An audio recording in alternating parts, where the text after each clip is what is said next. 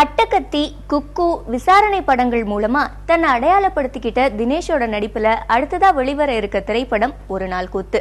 திருமணத்தை மட்டுமே மையமா வச்சு இந்த திரைப்படத்தை புதுமுக இயக்குனர் நெல்சன் டைரக்ட் பண்ணி இருக்காரு. ஜூன் 10 வெளிவர இருக்கும் இந்த படத்துல மியா ஜார்ஜ், நிவேதா, ரித்விகான்னு 3 கதாநாயகிகள் நடிச்சிருக்காங்க. இந்த படம் பத்தின நிறைய சுவாரஸ்யமான விஷயங்களை எல்லாம் படக்குழுவினர் சொல்லி இருக்காங்க. அதெல்லாம் ஒரு தொகுப்பா இப்ப பார்க்கலாம். இந்த படம் முழுக்க முழுக்க ரசனையின் அடிப்படையில் உருவாக்கப்பட்டது. நான் படித்த நாவல்கள், நான் படித்த குறுங்கதைகள், நான் பார்த்த கதாபாத்திரங்கள், நான் ரசித்த திரைப்படங்கள், இங்கே உட்காந்துருக்கும் போது கூட ஒரு 10 பேர் 15 பேர் நான் ரசிச்சிருக்கேன். ஆண்கள் பெண்கள் எல்லாரையும் சேர்த்து இந்த நல்ல ரசனை, ஒரு குவாலிட்டி ஆஃப் ஒரு டேஸ்ட், அதனுடைய அடிப்படையில் தான் வந்து ஒரு நாள் கூத்து வந்து உருவாச்சு. கதையாகவே என்னை வந்து திருப்திப்படுத்தினக்கூடிய ஒரு கதை. பெரும்பாலான திரைக்கதைகள் பேப்பர்ல இருந்து கதை விஷுவலுக்கு வரும்போது நிறைய மிஸ் ஆகும் அப்படின்னு சொல்லுவாங்க.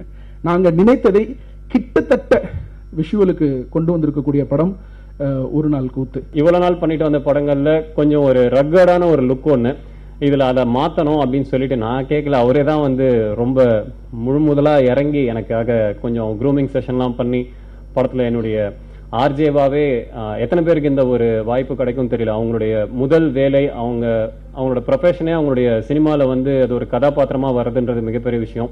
அந்த ஒரு ஆப்பர்ச்சுனிட்டி கொடுத்த Nelson and Selva sir and Vittal sir, உங்க எல்லாருக்குமே ரொம்ப ரொம்ப நன்றி. ஒரு நாள் கூத்து இந்த படத்துல நானும் இருக்கேன்னு நினைக்கும் போது ரொம்ப சந்தோஷமா இருக்கு. ஏன்னா எனக்கு ஒரு ஸ்ட்ராங்கான ஒரு கேரக்டர் கொடுத்துருக்காரு டைரக்டர் நெல்சன். இந்த கேரக்டருக்காக என்னை செலக்ட் பண்ணும்போது ஃபர்ஸ்ட் சொன்னாரு, இந்த படத்துல வந்து ரேடியோ ஜாக்கியா நடிக்கணும், நிறைய பேசணும், அதுக்கு தமிழ் தெரிஞ்ச பொண்ணா இருந்தா ரொம்ப நல்லா இருக்கும், அதனால தான் உங்களை நான் இந்த கேரக்டருக்கு செலக்ட் பண்ணியிருக்கேன் அப்படின்னு சொன்னாரு. இந்த மாதிரி தமிழ் தெரிந்த பெண்களுக்கு வாய்ப்பு கொடுக்கறது ரொம்ப குறைவா இருக்கிற இந்த சுச்சுவேஷன்ல இந்த மாதிரி டைரக்டர் சொல்லும்போது எனக்கு ரொம்ப சந்தோஷமா இருந்தது. கண்டிப்பா இந்த எல்லா இயக்குநர்களும் இந்த மாதிரி இருந்தா ரொம்ப நல்லா இருக்கும். இந்த படத்துல என்னோட கேரக்டர் பேர் காவ்யா. நான் இந்த ஸ்கிரிப்ட் கேட்டோன்னு எனக்கு ரொம்ப பிடிச்சிருந்தது. பிகாஸ் இந்த கேரக்டரோட இம்பார்ட்டன்ஸ் வந்து ரொம்ப ஜாஸ்தி. இந்த ரீசெண்ட் டைம்ஸ்ல வந்து ஒரு ஹீரோயினுக்கு இம்பார்ட்டன்ஸ் கொடுக்குற டிரெக்டர்ஸ் வந்து அவ்வளவா கிடையாது. ஸோ நெல்சன் சார், உங்களை பாராட்டுறேன் நிஜமாவே. 3 ஹீரோயின்ஸ்க்கும் வந்து ரொம்ப அதிகமான இம்பார்ட்டன்ஸ் கொடுத்துருக்காங்க.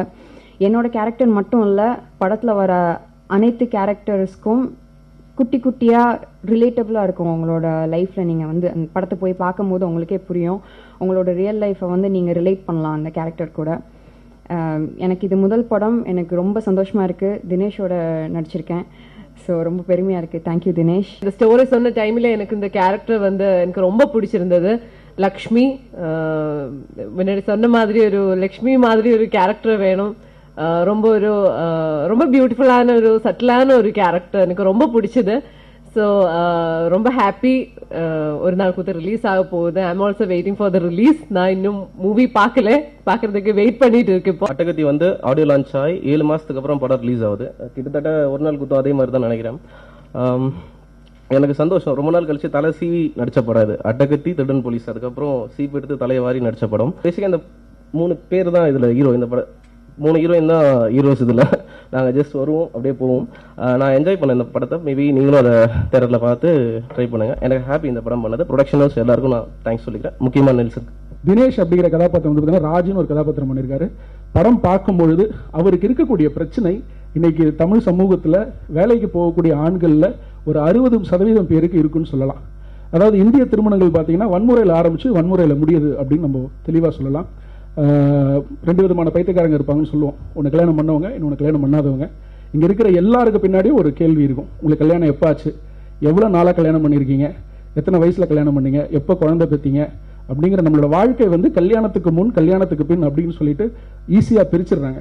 லேட்டாக கல்யாணம் பண்ணால் தப்பு, சீக்கிரம் கல்யாணம் பண்ணால் ஆச்சரியம், இன்னுமா கல்யாணம் பண்ணல அப்படிங்கிற அந்த கேள்வி.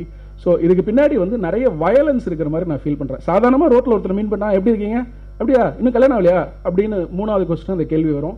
இது எனக்கு ரொம்ப அதுக்கு பின்னாடி ஒரு பெரிய வன்முறை இருக்கிறதா எனக்கு தோணுச்சு.